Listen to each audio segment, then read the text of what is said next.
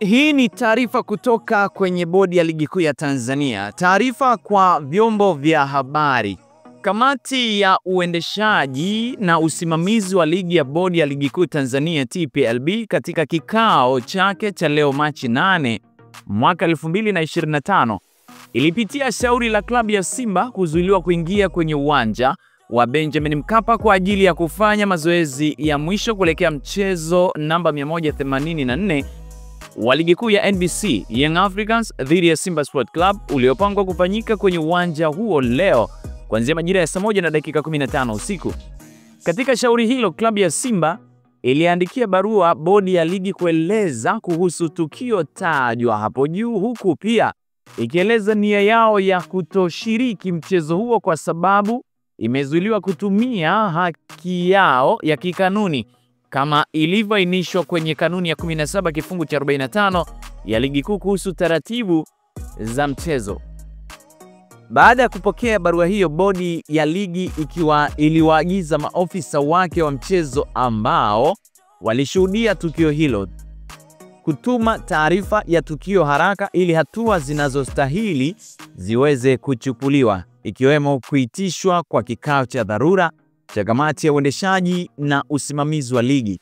Baada ya kupitia taarifa mbalimbali zikiwemo za maofisa wa mchezo na vyanzo vingine, kamati ilibaini kuwa klabu ya Simba, wakati ikielekea kutumia haki yake iliyoainishwa kwenye kanuni ya 17 ya ligi kuu, haikuwasiliana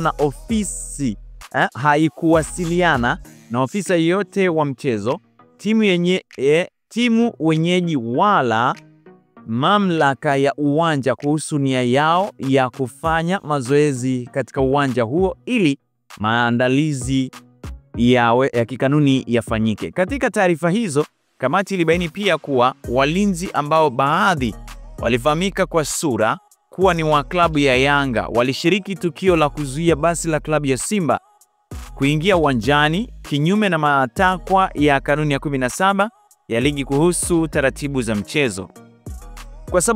Kwa sababu pia bodi ilipokea taarifa ya ofisa usalama wa mchezo ambayo imeainisha matukio kadhaa yaliyoambatana na tukio hilo la klabu ya Simba kushindwa kufanya mazoezi na kwamba baadhi ya matukio yanahitaji uchunguzi ambao hauwezi kukamilika kwa wakati.